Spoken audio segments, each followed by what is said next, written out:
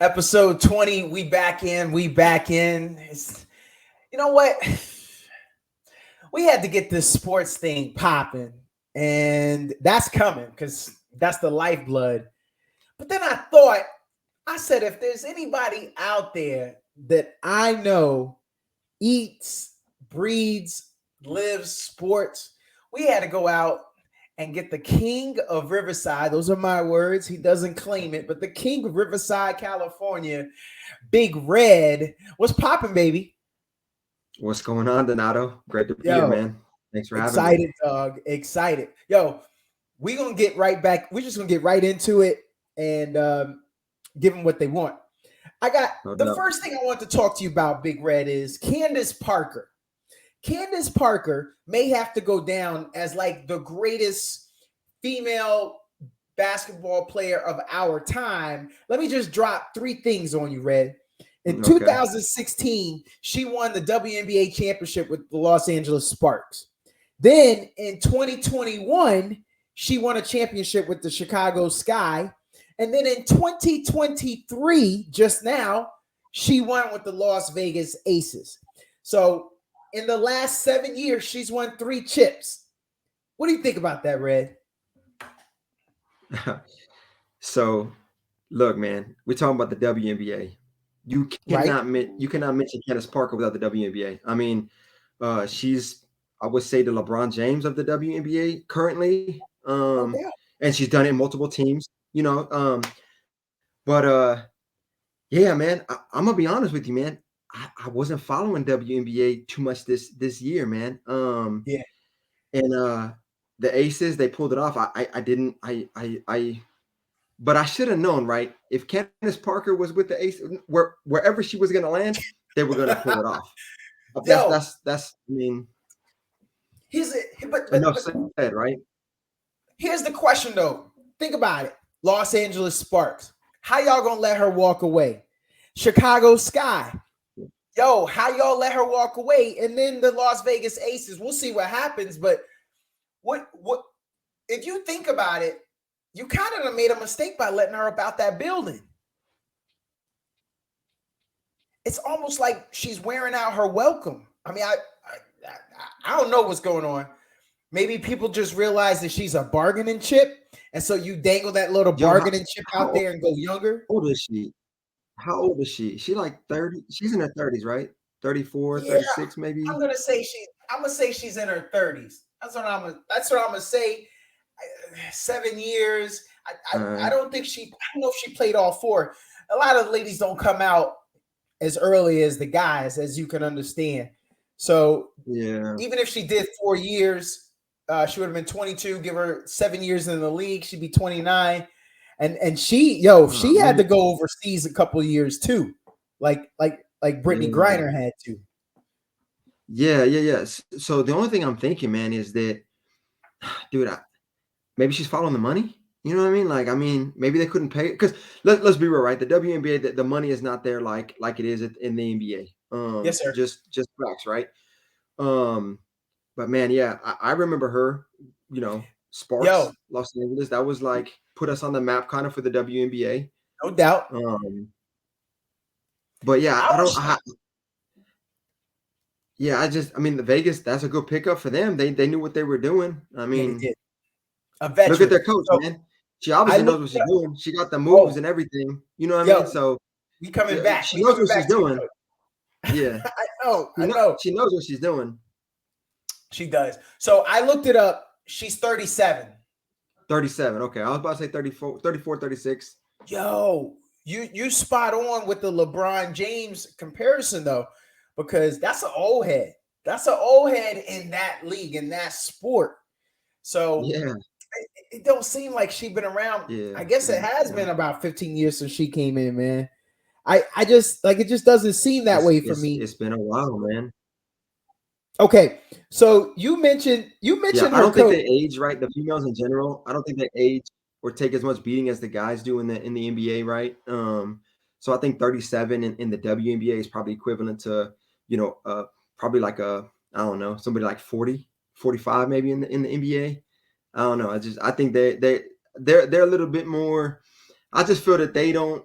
I don't want to say they don't take the beating, man, but their careers start off a little bit later than the guys. They go overseas, they play those things. So it's easy for us to kind of, forget about her and kind of think how old she really is. But I mean, the only thing I can say is they got enough out of her in LA. She went to Chicago. Maybe they thought she was, towards the end of her career, but man, the WNBA is kind of like one of those things where we're still trying to figure this out, right? What is how long is she going to play for? How long do they play for? I don't know the answer to that. The NBA, it's 20 years is probably all you're going to get out of it, if you're lucky, right? But yeah, it's just hard. It's just hard. I think it's hard. The WNBA is kind of hard to.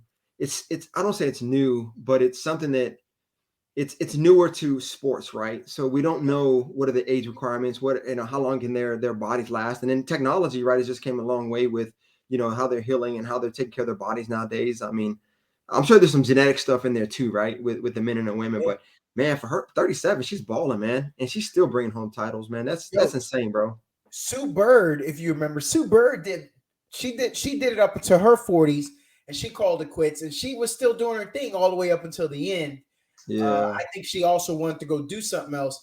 To your point, they don't play 82 games like the men. Yeah. They play about a 28 game season. So that's a good point, sir, that it could extend their lives a little bit more. I want to get to the coach. You mentioned the coach, Becky Hammons. She was always rumored as going to be the first female coach in the NBA. She did her thing. She was at a couple places, most notably San Antonio with Popovich. But I don't know if you saw the video, but she was in full championship mode because the Aces, this is back-to-back championships for them. She was dancing.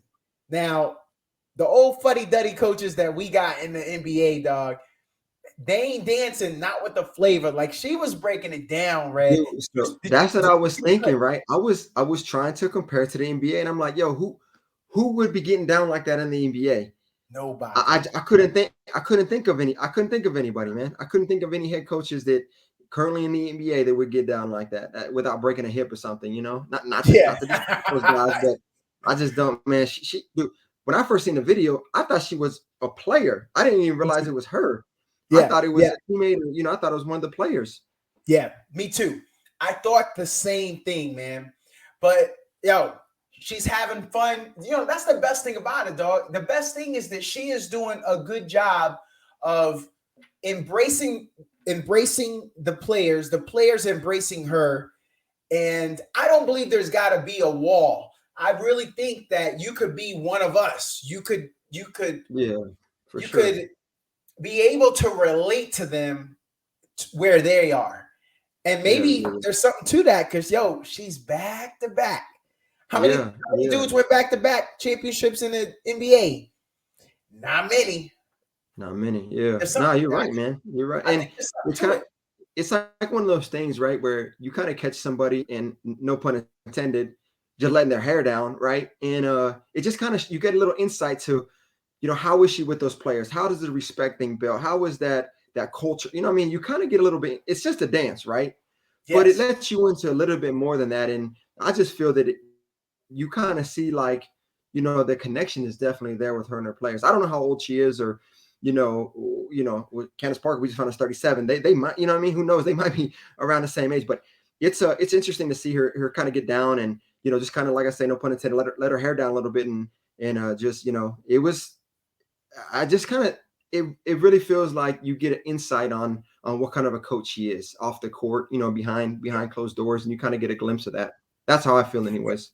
And it's the ultimate compliment that she would be a player's coach, whether it's male or female, because Katz brought her to the NBA, and that's why it was always rumored that she was going to get it. So this is just something that we see of what everyone else was seeing already. We just get and everybody speaks highly of her. You go back to San Antonio and you talk to Pop and you hear those interviews, and it's nothing but great and fantastic things that everybody who has ever worked with her has said nothing but great things about her. And I think she has a chip on her shoulder too, man. I think she definitely has a chip on her shoulder.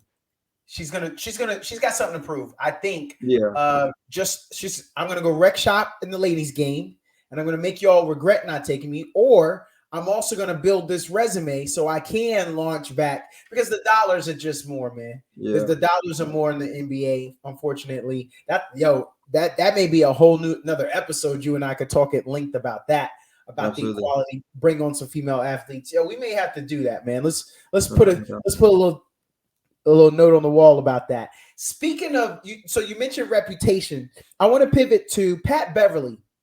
Pat Beverly called out Paolo Banchero and Franz.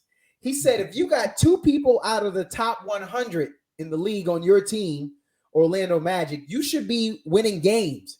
He said, if you have two people who are in the top 50, you should be making the effing playoffs. Yep. Why are you so bad? So who is he talking about? He's talking about Banchero, power forward, and he's talking about Franz Wagner, played at Michigan, him and his brother, a small forward. I'm going to go back to recent history. The Magic are 4-4 right now out of the first 8 games. Yep. They just played on Thursday night. The Hawks and them were in Mexico City, high elevation. If you didn't know, the 1968 Olympics was there, and there was a bunch of records broke to include the long jump. The high elevation, it gets you. So Banchero dropped 17 points. He had 5 turnovers, Red. He had 8 rebounds, 4 assists, and he shot about 50% from the field. That's Banchero. Then Wagner, Franz, he played and he dropped 12 points, 3 assists, 7 rebounds, and he was just under 50% shooting. Now, so those two players, now they lost to the Hawks. It went down to a wire, dog, 120 to 119. What are your thoughts, man, about Pat Beverly and those comments about those two young players after I give you the current stats? Yeah, so first I'm going to tell you that high altitude, it goes both ways. So that's not an excuse, right? Because agreed. It's everybody's dealing with that and has to embrace that. Yeah. Man, what Pat says though, man, what Bev says, I kind of got to agree with, man. You got 2 players in the top 50, man. He said within the top 100, you should be winning games. 4-4, so, they're winning some games. To his point, in the 2021 draft out of Michigan, Wagner was picked first round. He was the 8th pick by Orlando. Yep. And then Paolo, the year after that, he was the number 1 pick overall. Dog. I mean, he's kind of right. Yeah. Pat Beverly gets a bad rap. And I would say even just to take out, their picks, right, and where they were picked in the draft. If you know me, Donato, you know that where you were picked in the draft doesn't matter to me. I've seen guys that were undrafted. I've seen guys that were drafted. I've seen bust. We've seen it all. Yes. So that doesn't really hold much weight to me. But the rankings come out, and these guys are top 50. I think they're maybe even like top 30. I think like 20, 27, and maybe 34. They're under the 50 by a lot. So it's not like they just barely made the cut at 48 and 49 or something like that. I have to agree with them, man. Bev is he's in his own right a great player, but you get out there and win some games, and then you can talk. That's one thing I'm gonna say about Pat Bev, right? Like, don't worry about what everybody else is doing. You just play your game. That's my take on it. But I do have to agree with him though, man. Playoffs. Come on, man. Yeah, I agree. I agree with you. I agree. So they're both 6'10". Banchero outweighs him. He's 250. Franz is a little bit lighter. He's 220. Europeans, they don't lift the weights. They don't eat as much as we do. So they are a lot more lean and mean than we are always. Although, Banchero, he reps. He went to Duke, and then, as I told you, so they're thoroughbreds, dog. They're thoroughbreds. Yeah. And because of that, the lineage, they're both averaging about 18 on the year. One's 17.9, one's 18. That's 18 apiece. They both averaging about the same amount of rebounds. 6.3 for Banchero and 5.8. That's about the same. The only difference is Banchero is just a little bit higher on field goal percentage and assist. Okay. Dog, they putting up good numbers. They're 2 years in the league, and if you told me that they was 18, 6, and 3, that's a good player. That is. I don't care what I'll era. take that any day. Yeah, No I'll take doubt. that And you any got day, 2 of them. Yeah. So So 4-4 though. Is it too early? It's always too early, right? 4-4 at the beginning of the season, man. He's got, I know you already gave him excuses, high altitude and stuff, right? But we ain't cut him too much slack. But 4-4, I think you're right at 500. It's not a losing season. It's not a losing a record. So I don't. Let's see what happens. I say give him another 10 games. By the end of December, let's see where they're at, and then we can maybe continue this conversation. But I will say this though, right? Maybe the way they're being utilized, maybe the rotations, there's a lot that goes into that. When you have 2 of these guys, and these guys are, I think when Bev was asked, and he was like, "Who are they?" Like, they don't get the attention like some of the other guys do in the NBA that we're used to getting those attention. But are they being utilized correctly? Are they? How's the rotations? I'm gonna be honest with you. I haven't watched them play. I haven't really followed them too much. No. Orlando is. I don't mind watching it. The Magic.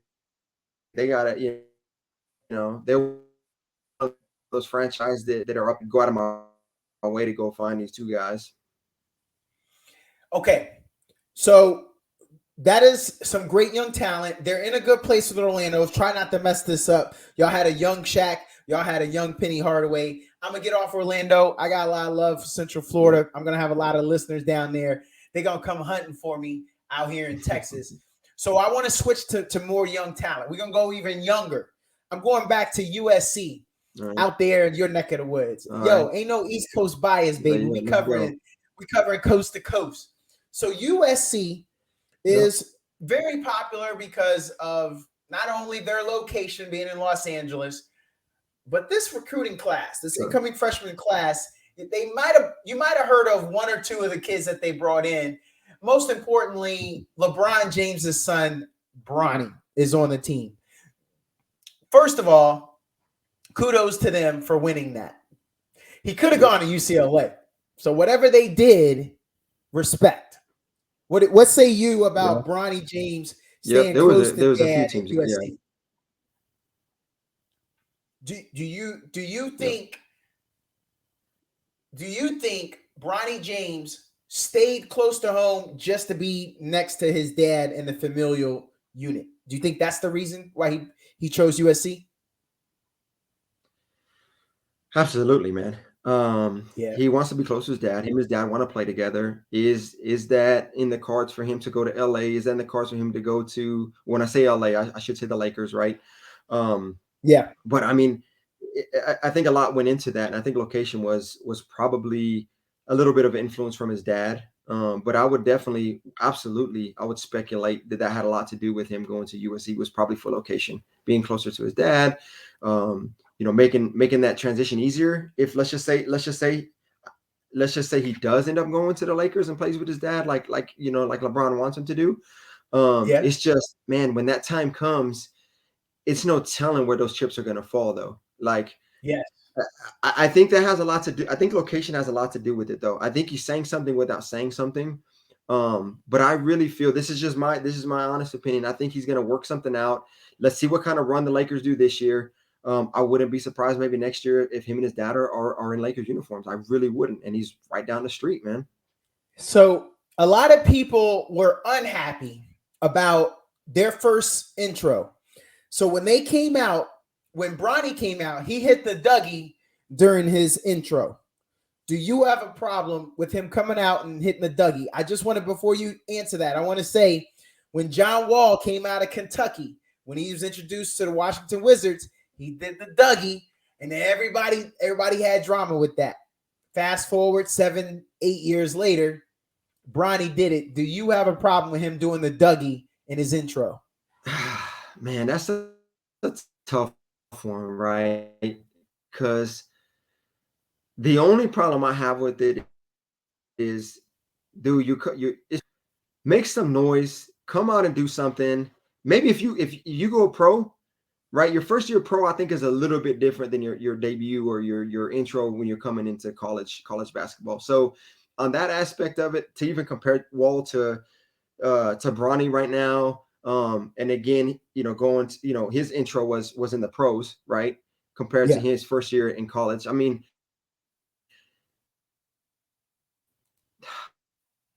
it's you seem like you're wrestling. I just think it's a little, man. You got to earn that swag. You got to earn. I mean, you haven't proved anything yet. That's just my personal opinion, man. I do have a little bit of. I don't say he should get backlash for it. I don't think he should get criticized for it. But I do personally have a little bit of a because you ain't learned nothing yet, man. Yeah. He's probably going to do 1 year in college, right? So maybe this is one chance, right? But man, get to the league and then you can Dougie it up, man. Okay, so at that same intro, they had a dunk contest. Brandon Gardner dunked over the USC quarterback, Heisman Award-winning Caleb Williams at the Trojan HoopLA. Brandon Gardner in this last game, they played Cal State Bakersfield, the Roadrunners. I bet you knew that, though. Did you know Cal State Bakersfield were the Roadrunners? Absolutely. Okay, of course he did. Appreciate that. Yeah. Now, this dude, Gardner, he's a forward. He only had 4 points. He only had 4 minutes, and he only had 2 points. He is a 6'8" guy, freshman out of Waynesboro, Georgia. Do you have a problem with that? The dunk contest and him dunking over the Heisman winner. Man, that's another tough one. You kind of get like the sport enthusiast in me, and you know what I mean. I love to see it, man. Like what I mean. It's definitely entertainment. I just think at the college level, man, I just think these guys are preparing for the next level. I just think, man, especially dude, this is a Heisman. You know what I mean? Like, I guess it could have been anybody else, but because it's Caleb, it kind of rubs me a little bit more the wrong way. But I'm gonna have to resort back to my initial thing. Like, I have a problem with it, man. I think it's very unprofessional. I think it's very I don't know why Caleb put himself in that situation, but I don't know. It's his last year. Yeah. At the school, he knows he's going pro, trying to get that experience. Since he's been there ain't been no excitement about USC hoops. True. So he's not winning a national championship. But they have enough excitement with Bronny coming over there. I think, me personally, man, like he's kind of brought USC back to the map for basketball, for Trojan basketball, in my opinion. So I got a little curiosity here. You were talking about someone who's new that hasn't earned it. Sure. Erin Matson. If you're not familiar with the name, she's the most decorated field hockey player in University of North Carolina history. Okay. After graduating, the Tar Heels offered her the head coaching job. Wow. Making her the youngest in NCAA athletics at 23 years old. Okay. Now listen to this. In her first year, she's led her former teammates to a #1 ranking and just won the ACC. Now, she ain't earned it. Brand new. What are your thoughts on her getting hired? And I'm probably going to stay away from that one because field hockey is not my area of expertise, or am I any familiar with field hockey? Right. But I would say how many coaches were available for that position? I mean, did she have to fight for it? Was it like, was it just one of one? You know what I mean? Like, she came to the interview with her hockey stick. Yeah. Maybe her interview was just highlight reels or something. You know what I mean? Yeah. And she won the job. I mean, she's doing something right. So, I mean, they made that decision. She hasn't proved herself. I mean, maybe on the field she has, but as a coach, it's definitely different, right? And a lot of people can't make that transition from player to coach, especially in such a short amount of time, or with just a collegiate level, experience. So I'm going to have to go back to it, man. I don't think she earned it, but she might have proved me wrong if they won the title or they won the championship. I mean, hey, I've been proved wrong. I might have been proved wrong right now. I'm a little curious. Have you seen the picture, the old time picture of, let's say it's 8 years old, of Michael Jordan? He's got his hand up and he's got all his rings on. Have you seen that picture? Of course.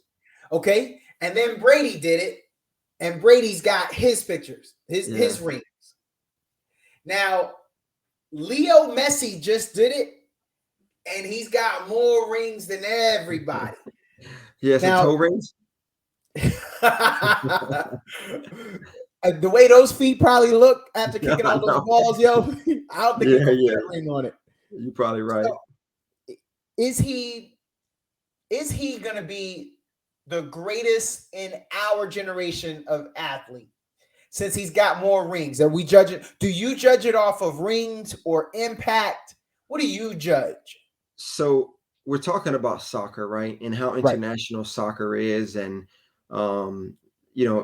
there's been a big move from soccer coming to the U.S., right? It's been big, including Messi, right? So I think to ask your question, I think he definitely falls into that category of one of the best athletes of our time because of the international and the exposure they get. Soccer is, here in America, we don't look at soccer as big as it is. We kind of frown on that, and we don't even call it football for what they know it as, right? Football, right? We call it soccer. But the international impact that thing has had, I think you have no doubt, but to give that credit to probably one of the best athletes in our generation. I would definitely say hands down. Just me being, been stationed overseas and been able to see, some European football and how these fans are, and like it's such on an international stage that I would have to say. So, the NFL, right? They're going overseas. They're doing the games in Germany. They got the London thing. The NBA, they got their ties with other countries. But nothing is as big as soccer or football, man. Like nothing is as big as that. So I have to say, man, I think with Lionel Messi, I want to say, and I'll stand by that he definitely is one of the biggest athletes of our generation. It's hard. It's hard to argue with the production. No one has won the Ballon d'Or trophy is 5 times, and he's won it 8. So the proof is in the pudding. Okay, I got to go to this next thing. Stephen A. Smith said his top 5 NBA players of all time: Michael Jordan, LeBron James, Kareem Abdul-Jabbar, Magic Johnson, and Bill Russell. What I want to ask you is, who you taking out? Man. 3 of them are Lakers. Yeah. You taking out the Celtics guy? Like instinct wise, right? I want to, but I can't, I would, I'm a Kobe guy, man. I would have to take but it would be kind of biased of me to throw, and I'm a Lakers fan, so it would be biased of me to throw another Laker in there, so to say, as far as Kobe. But let me tell you why I brought this up to you, Big Red, because I'm trying to cause drama. I thought you was going to take the Celtic guy out, but I just want to say he's got 11 rings, 11 championships. That's why I put this right after the previous conversation point to see if I could catch you up. What say you did? So Donato, who am I to argue with Stephen A. Smith, right? Who am I to argue? Like, it doesn't matter what I say, right? I mean, I can argue, I can disagree, but let's be honest. Like Stephen A. Smith, he's not some guy walking out of the park. He's not like that guy. That guy knows what he's talking about most of the time, right? Like sometimes it's some outrageous stuff or he sparks. He says things just to kind of get a response, but. I wrote this down as you said it, man. And as much as I would, I'm a Kobe fan, man. I grew up watching Kobe, even Shaq for that matter, man. And I think it would be a little bit biased of me to try to sneak one of those in there and take somebody out. I'm gonna have to concur. I think that list is top 5. I think that list it passes the test for me, and I can't argue with it. Yeah, that's tough. So then I want to talk to you, since we're talking lists. This is something that some people care about, not a lot to do. I wanted to do this with you. Freaking dudes every way like MJ messed around and had a triple-double. Those are lyrics from Ice Cube. Today was a good day. Mm-hmm. I say that because Jokic has just passed LeBron for the fourth most triple doubles in NBA history. And he did it in 813 less games. Yeah. Less. Now, he moves up to fourth all time in the career list. He still has to pass Magic Johnson. Magic Johnson has 138. He's got to pass the big O, Oscar Robertson. Remember, he was the first person to ever average it for a season. Okay. And Oscar Robertson has 181. And then Westbrook has 198, and he's the leader. What do you think about Jokic and what we're seeing out of the big man and that company that he is in right now when it comes to triple doubles?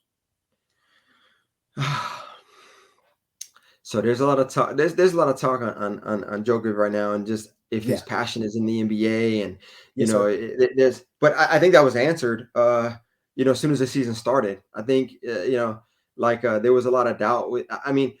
So if you would have asked me this before the season started, I would have said he's not catching. He's definitely not catching Russell Westbrook, right? He's not going to catch that. But I seen this guy come out, man, after winning a championship. Going away where he went, probably didn't touch a basketball all off season, right? And people question his passion for the game, and man, that dude came back and it didn't even skip a beat, man. So with what I've seen at the beginning of the season, man, and what I've seen the production out of him, and what he has around him, and what a young team they are, what a well coached team they are, I think, man, You're giving me some good. You're giving me some tough ones today, Donato. Like this is it's hard, man. It's hard to say, but I would tell you this. I did doubt it coming out of the championship, coming into the preseason and all this stuff. I kind of had my doubts because I kind of followed everybody and I kind of listened to I listened to a lot of the doubters and stuff, but seeing that guy come out, man, and what he's done so far, like it's like he hasn't skipped a beat, man. He's definitely on track to break some records, and he's done it in such. I mean, like you talked about, LeBron James 813 games less. What was that number? 813 games less. Yeah, than it took. That's insane, man. That's a lot of games. That's a lot of triple doubles left out there. And if I were to, do the math and find out how many games he's played and where he's at right now and how many, and average how much he needs to get to where he's at, I'm sure there's some mathematical equation that we can do, but just off of instinct alone, I think I see him finishing top 3. I don't know if he's going to catch Westbrook. And who was before Westbrook? Was that Oscar? Who was before Westbrook? Right before Westbrook was the big O, Oscar Robertson. And what was his number? He's got 181. And then Westbrook is at 190 something? 198. And then what's the gap between who's the one right before? Who's in the third right now? Magic Johnson with 138. Ooh, I put him past Magic. I don't know if I got him past Oscar. That's a big number, man. And there's a gap there too between Magic and Oscar. There's a gap there. I see him settling in there. I see him passing up Magic, though. Me personally, with those numbers and what I've seen with him coming into this year, the guy hasn't skipped a beat, man. And look at his position, man. I mean, that we've never seen a big guy that can pass like that. So those assists are definitely helping him out. And look at his position, right? He's able to block shots. He's in the paint. He's gonna get his points. He's gonna average double digit points almost every game. His assists and his blocking. His rebounding, like he's in that position in the NBA to where he definitely can do some damage on them with those triple doubles as we've seen. That's 198, 18. That's a lot, man, to catch up to, man. Red, I want to leave you with this as we transition. He's only 28 years old. Yep. 8 years in the league. Right now, he's number 2 in the NBA in rebounding with 12.9. He's number 6 in the NBA in points with 29. Yeah. And he's number 7 in the NBA in assists. Yeah. He's averaging 8. That's more than some starting guards on other. You don't see those numbers in you know what I mean? Nah, bro. You don't, like, in 3 categories. So those triple doubles are gonna stack up. That's an up here. I mean, that's a lot of moment. That's a lot of ground to cover between now. He's 28. Let's give him maybe 8 more years, maybe. Yeah. You know what I mean? Like, yeah, man, if Denver stays healthy and Denver kind of keeps the team around him, yeah, I mean, I might have to I might rebuttal one day. I might rebuttal in a couple of years, and you know, after this, maybe even after the season. Let's see what he does this season. But the way I'm looking with those numbers right now, it just seems like that's a steep hill to climb. I do foresee him in the next 6 to 8 years finishing his career, definitely passing up Magic. As hard as it is for me to say that, but I do see him at least passing up Magic. All right, so we were talking about coaching earlier. We're going to switch to the NFL. We're going to talk about the Raiders. All right. This is a quote. They got the Raiders uniform. Them guys bust their tails. If you're on the team, you're part of the team. You're there on game day. Unquote. That's Raiders head coach Antonio Pierce on allowing practice players on sidelines for games. Yo, Red, you ain't never seen that before. Never. Don't nobody never put the practice squad. Like if you and I was on a practice squad, you couldn't tell us nothing. We'd be excited to be making our little $80,000, $100,000 a year. But you and I would be happy. We ain't got to dress for game day. Yeah. They beat up on us during the week. The best seats in the house. No doubt. But this dude said what I read. What are your thoughts on that? Oh man. There's a lot of distraction already on the sidelines, right? With coaches, trainers, they had to put up this tent. I mean, and you're already Vegas, right? All the attention is out. I understand where he's coming from, and I respect it. If I'm on the practice squad, of course, I'm gonna say all day, like that's the greatest idea. Why didn't we think about this? Why is he the first one to think about this? But I just imagine how much of a distraction that could be. And how crowded it can be. How many actually practice players are there? The roster set up with your practice team, maybe about another 40 guys. Is that? Yeah, something like that. So that's a. I mean, you said they wouldn't be dressed; they just kind of be out there and like I'm assuming just street clothes or something out there. I like where he's coming. I like the culture, right? I like the change. And if I'm a practice guy, that's gonna give me motivation to get out there. If I'm a guy that's struggling for a position, whether I'm on the starting lineup or not, I see that practice guy right there behind me, knowing at any time he can suit up and take my position. I think it adds a lot to the mental side of it and kind of pushes. But I just think it's a lot of distraction. And will the NFL even go for that? I think that's the biggest question too. That the injuries, we see it all the time, man. Players, coaches, referees, camera guys. There's a lot of action. It kind of it just, do you want to put your guys in that position? A lot of distraction. I looked it up. I didn't know this. It's only 16 guys on the practice squad. It's only 16. Okay, when they actually go from their full roster to the 16. Yes, sir. I'm shocked.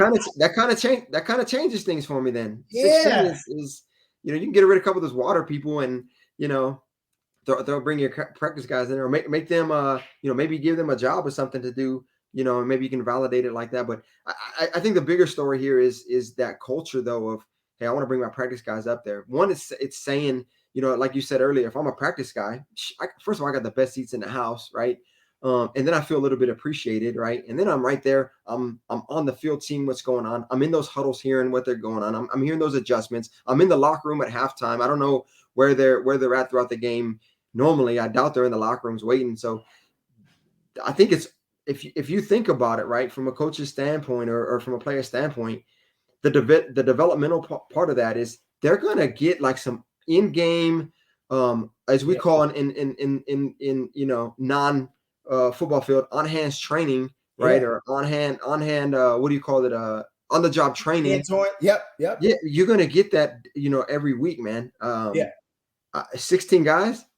Hey, if the NFL allows it to do it, I think it's genius, man. It's kind of like we had preseason, right? And I think I forgot which team it was. One of the head coaches, it might have been who was it, man?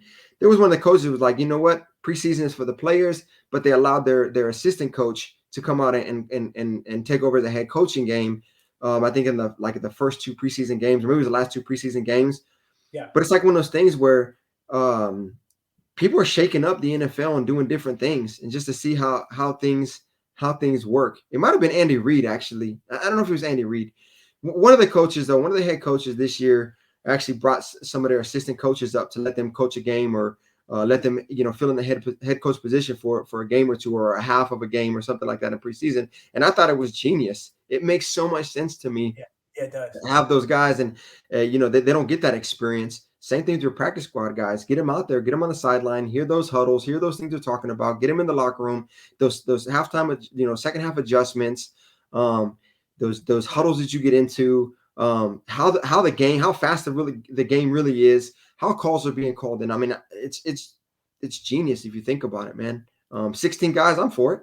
16 guys isn't much. They got so many guys running around out there with between the medical staff and people giving water and towels and stuff like that. 16 guys, you won't even notice it on an NFL sideline, in my opinion. It's only gonna benefit those guys. I want to stay with the NFL. This will be the last topic, and then we're gonna switch. We're gonna finish up with the little NBA top 5. I'm gonna start from number 5. Passers. Jalen Hurts, 2,347 yards. Okay. Above him, number 4, Josh Allen. Okay. With 24-23. Above him, you might know the name, Patrick Mahomes, 24-42. So he's just 19 yards more than Josh Allen. Okay. Not a lot, right? Not a lot. Number 1 is Tua, and you know that they've been putting it down over there in Miami. Who was number 2? Exactly. I'm going to say the name. Tell me if you know him. Sam Howell. Okay. All right. That's is that a shock or what? So the question is, are you shocked that number 2, your question, who's number 2? Sam Howell. Now that you know who it is that a valuable question? Who's number 2? What? Yeah, that's your boy, right? I cannot confirm nor deny. I like good football. Okay. But what I will say I like how you dodged that. Okay. I had no idea until it hit me the other day. Now, Tua is far and away 3 out of those 4 guys are in the 2400s. Jalen Hurts he's not quite at 2400 yet. He's about 50 yards from that. And Tua's got 2,600. So Tua is in another stratosphere right now. Yeah. But I didn't know that, man. That's got to be the best I've seen a player play that's been under the radar. Let me just remind you of this. He's 23 years old. He was just drafted in 2022. These are his first games in his career. He came out of University of North Carolina. We talked about them earlier for them hiring that coach. He is the same age as the field hockey coach at UNC. 23, right? That's it. Yeah. So what do you think, man? A 23-year-old, like, do we have to redefine what we think of young players? I don't think so, man. So this is my opinion. It's only my opinion. I have to get that disclaimer out there right now. When you get these guys who come in, whether it's an injury, whether it's a first-year guy, there's no film on them. These defensive coordinators get paid a lot of money. And that's embarrassing that you got this 23-year-old second year where he was drafted in 22. Yes, sir. So he didn't play 22. I'm sure he might have got a couple, one game. Okay. So for all intents and purposes, his first year coming in, like, that's embarrassing, man. If I'm a defensive coordinator, like, if this guy smokes me and puts up 400 yards on me and my defense, they're going to hear about it. I guarantee the next time they play me, he's probably getting half of that. So I just think it's just an adjustment. I think once defensive coordinators figure this out, and just like me right now, in shock, just like you were in shock, when the next team they play starts preparing for that, and that defensive coordinator hears his name and here's what he's doing, I guarantee they're going to adjust. They're going to make some adjustments, and I don't think he holds that number 2 spot as we continue out through the season. There's just too many more experienced quarterbacks out there. I don't see him holding that number 2 spot for much longer. Top 5. Damn, man, number 2. Josh Allen. Okay, then let me throw one more thing to you because I want to smoke that brain one more time. I heard what you just said, sir. But last week he beat Bill Belichick. Everybody's beating Bill Belichick this year. yo, I'm gonna distribute this up in Boston. Yo, come on. It's nothing they haven't heard. Okay, so this week they're going up against Pete Carroll and the Seattle Seahawks. So it's in Seattle. Man. So they're in Seattle? Yes, sir. Okay, so weather-wise, is Seattle has a dome? No, they just out there in the element. They don't, but weather should be decent. I have to look at the weather, man. Yeah. If it's throwing right weather, after that, I don't know. I don't have the numbers. I don't have the numbers of front of me. Oh yeah, all right, man. So don't make me retract my statement, man. Two more games. The next 2 games, he probably get 400 yards in both of those. Yeah, he can probably get 400 yards in both those games. I just said that. I know. Yeah, I guess you kind of got me on the spot. I need to look at his schedule. I need to see who he's playing. But yeah, just going off of that, the Seahawks and then going to the Giants. He's gonna get 400 yards in each game. 350. I give him 350 in both of those games. I wanted this topic with you because in 5 games he plays the LA Rams, and 2 games after that he plays the 49ers. Okay. On New Year's Eve, he's gonna play the Niners. Okay. Big Red. If he throws for over 300 yards against the Niners, you got to come back on this podcast and you got to say hail to the Commanders. Come on, Red. Easily take that bet. No problem. Whoa, you got that much confidence? He ain't getting 3. He ain't getting 300. We just got Chase Young. Come on, man. Can't nobody else stop him, but you think y'all can? Yeah. Like I said, this is the NFL. These defensive coordinators get paid a lot of money to stop these guys. He's not gonna sit up there long. I mean, the next 2 games, I'll give him 350. I'll give him 350 yards for those 2 games. Giants and the Seahawks. Yeah, I think he'll get those. Are they playing in New York? No, it's a home game against New York, and for the Niners, it's another home game. The Niners got to travel across country. It doesn't matter. For a 12 o'clock noon game. They're going to be jet lagged. It doesn't matter.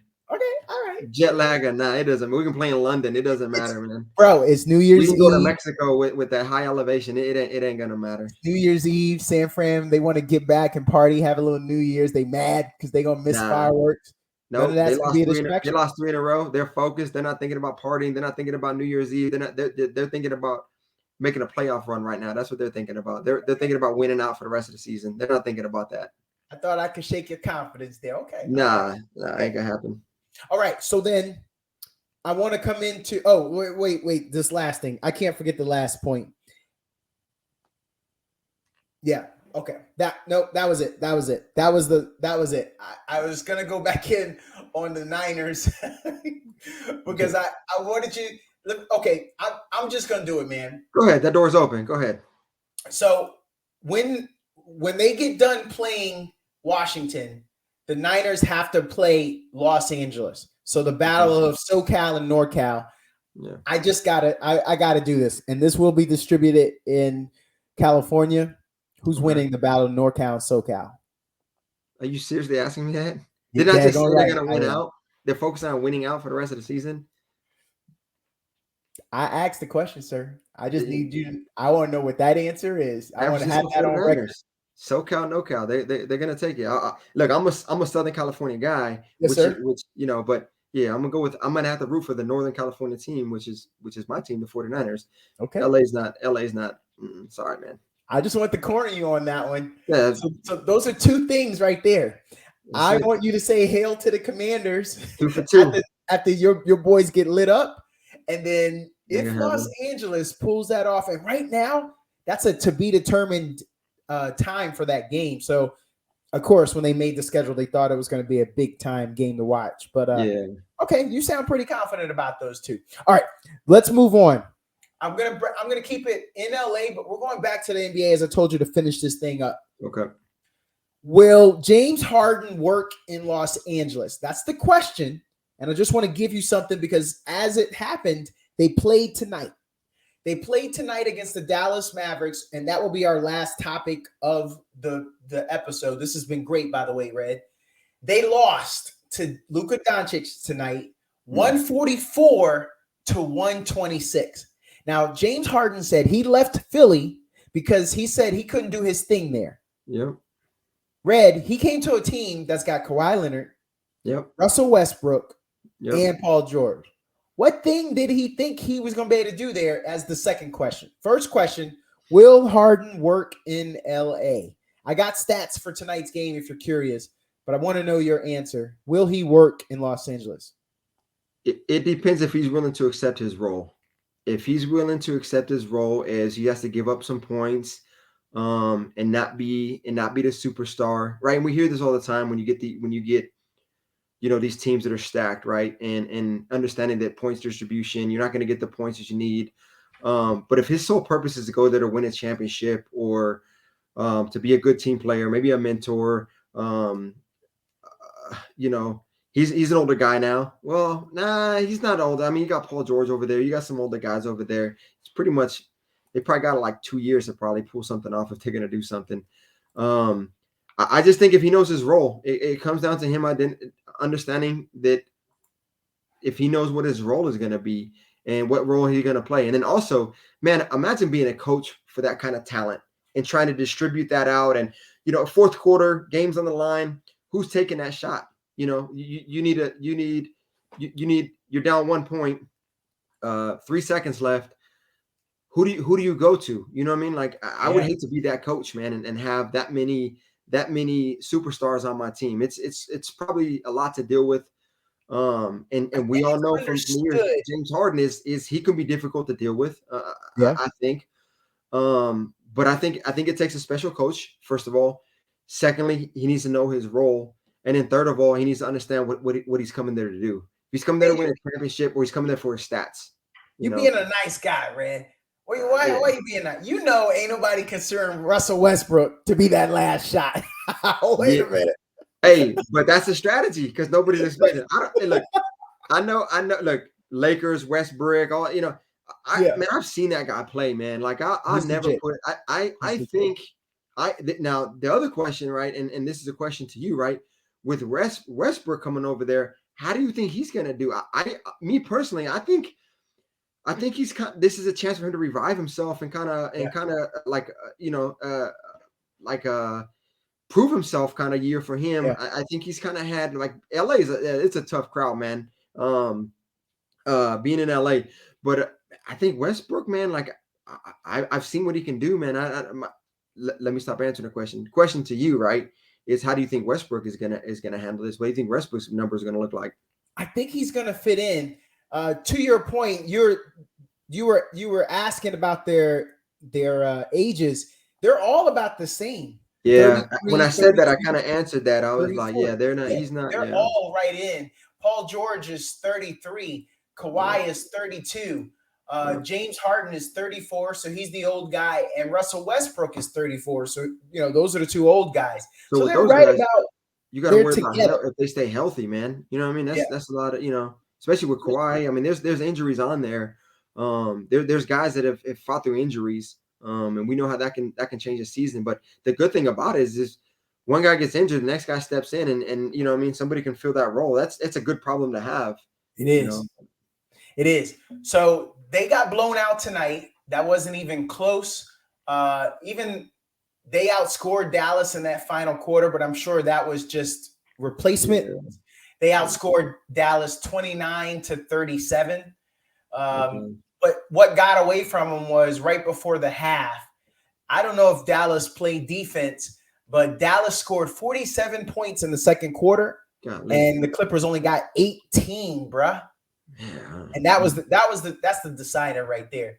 So the other thing too is like I talked about knowing your role, but also figuring like learning to play with each other, learning to play together. So right now we might look and say that, but it's a long season, man. There's a lot of games. There's a lot of practice still. I don't count them out, man. That's a heavy lineup, man. That's a definitely a good lineup. Yeah. Now again, your coaches, right? The coach is gonna have to really figure this out, man. The rotations, who's getting that last shot, egos aside. There's a lot to figure out, and I feel sorry for that coach, man. So one last thing on the Clippers, they're 0-5 away. With that many veterans, how they can't win a road game? They are 0-5 away.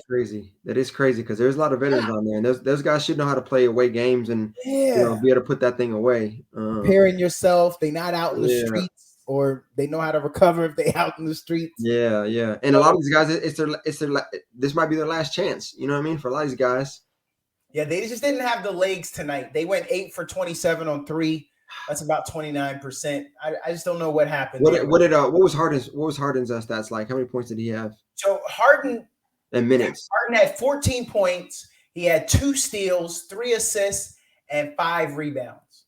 And he shot 50%. He only took 6 shots. Okay. And what I think is because it got ugly, it got away from them so early.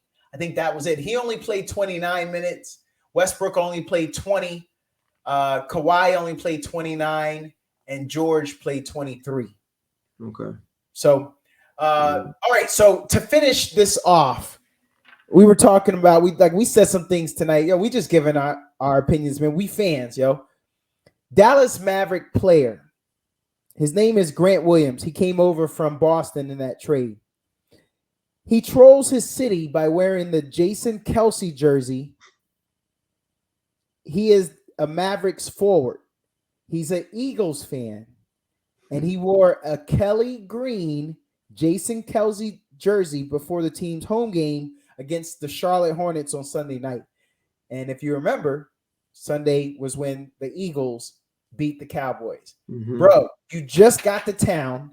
You're new to Dallas, and you're going to troll the city like that?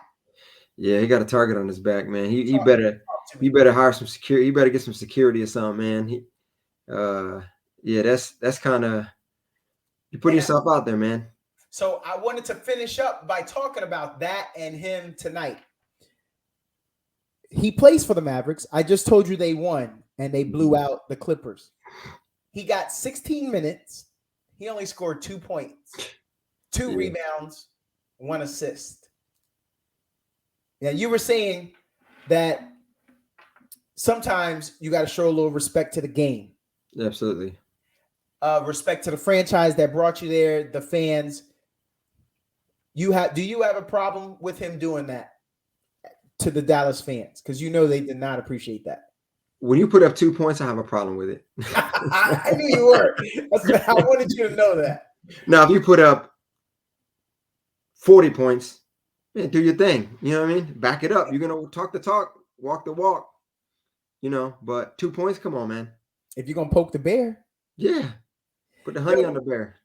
Red, this was awesome, dude. We are definitely going to do this again. I'm going to have new topics. We're going to have new takes. And if anybody wants to follow you, you got any social media you want to throw out there? Any parting shots that you want to offer the listeners? Man, so the only parting shots I'm gonna offer is not really a shot, but as you can see, man, I'm repping the Army shirt as we go into Veterans Day this weekend. I know you served, I served, we served together. So hey, I just want to give a big shout out, man, to all those veterans that have served from one vet to another. Thanks for your service as we celebrate this Veterans Day. We're on Friday today. Veterans Day is tomorrow. But like I say, man, I'm representing it. And thanks for your service too, Donato. We served together, man. So for all those vets out there, man, the parting words I would like to say is Happy Veterans Day. Thank you for your service. Well, sir, well said, sir. Thank you for your service. That is Big Red. I'm Donato. We were talking with Donato, and we got that sports fix in. We'll talk to you guys later. Like, subscribe, share, and then we'll get to you the next time. Y'all have a good one.